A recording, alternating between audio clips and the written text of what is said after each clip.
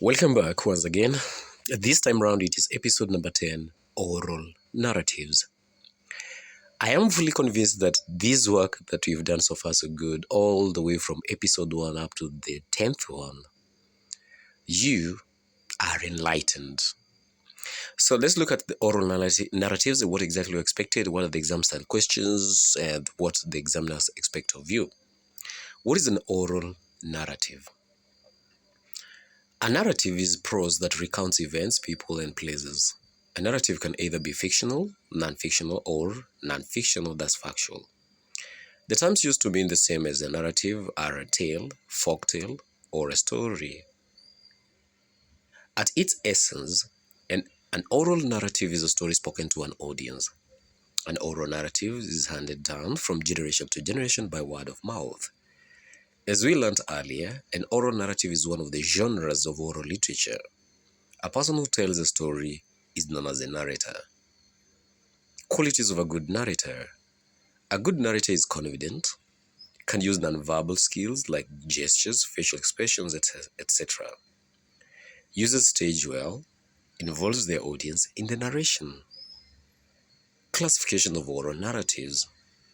Narratives are categorized into different classes, and these classes are myths, legends, ogre or monster stories, trickster stories, etiological narratives, dilemma stories, fables, spirit tales, allegory, myth. Myths, they deal with origins. There is a supernatural being involved. They explain the origin of death, the origin of a group of people, etc. Characteristics of myths. A story that is or was considered the true explanation of the natural world and how it came to be. Characters are often non-human, for example, gods, goddesses, supernatural beings, and first people. Setting is a previous proto-world, somewhat like this one but also different.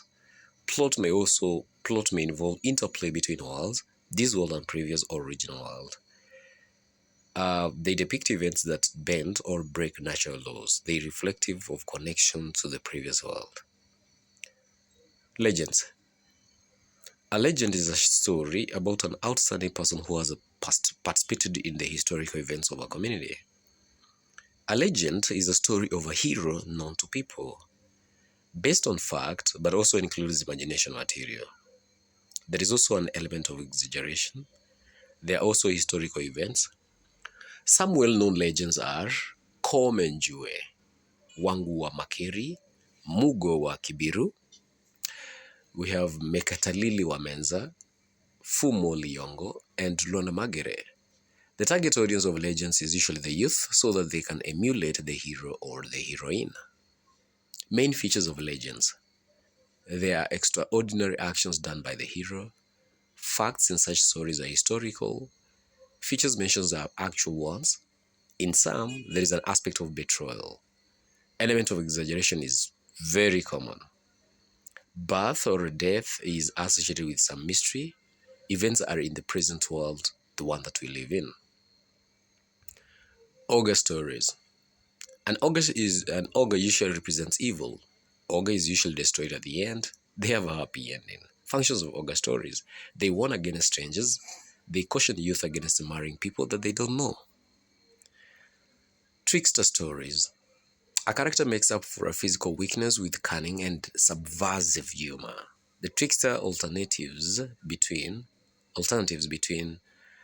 cleverness and stupidity, kindness and cruelty, deceiver and deceived, a dupe that is a dupe and the duped, and a break of taboos and creative culture. Etiological narratives. They explain the origin of a certain phenomenon. An etiological narrative is an imaginative story triggered by the questions of how and why something came to be in the world. Examples are, why a rainbow appears in the sky after it rains? Why do hare have a short tail? Tail, that question is there supposed to be tail. Dilemma stories. A dilemma story shows a character or a group of characters faced with two or more alternatives, none of which is easy to make. The conflicting situation arises for a character to choose from.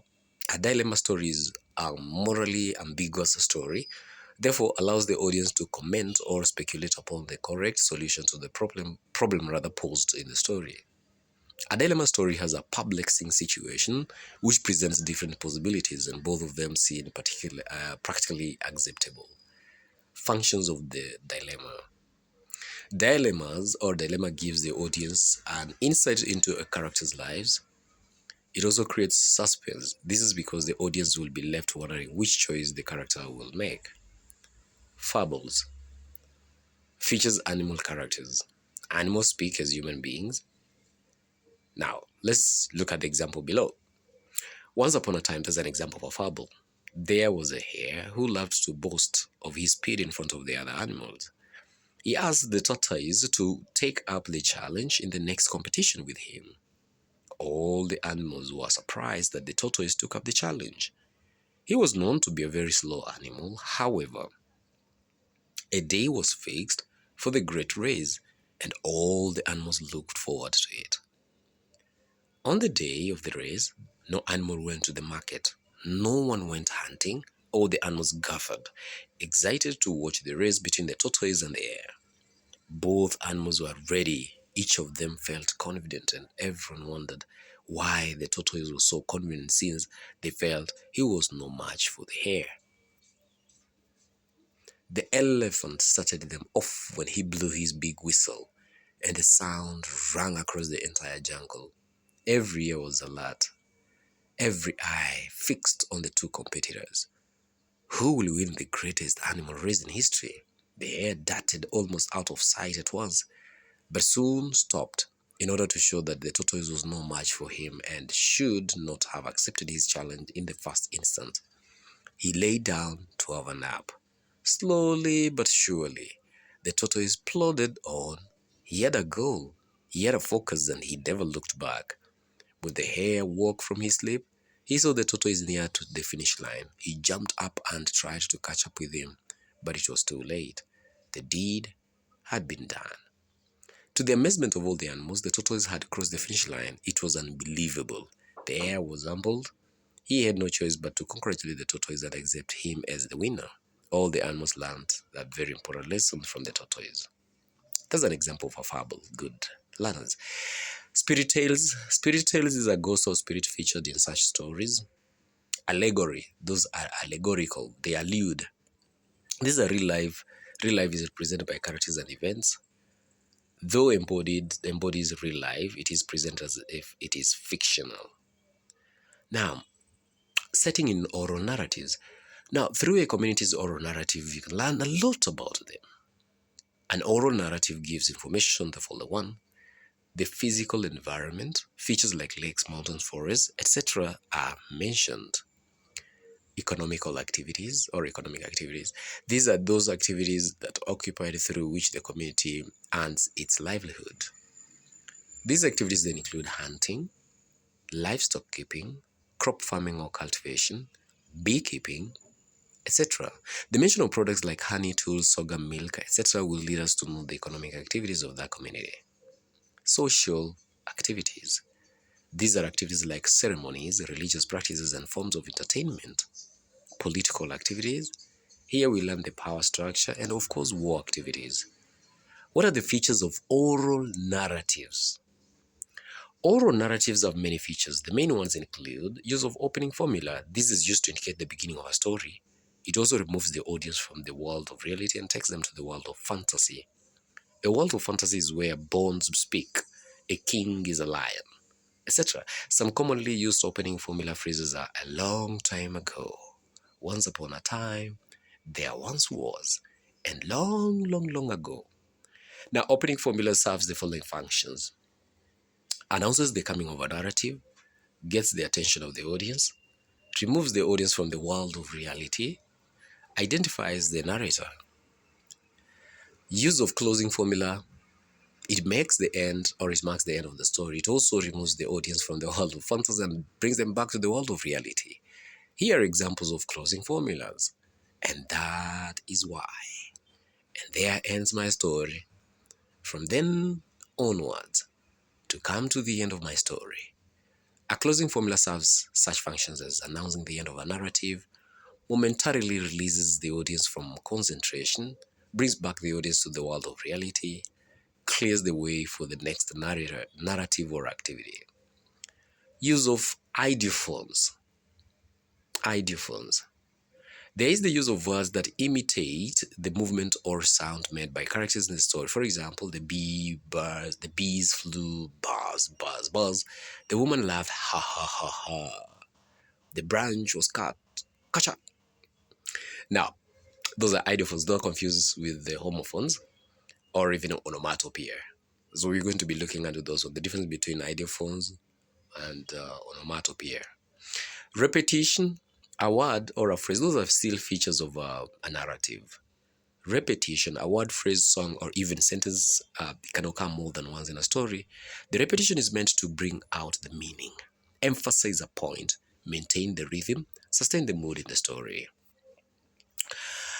Use of songs in narratives. Many narratives have songs. The songs perform the following functions. One, they bring out the character traits. Two, they bring out the theme. And three, they entertain. Fantasy, imaginary and factual impossible things are created in the story.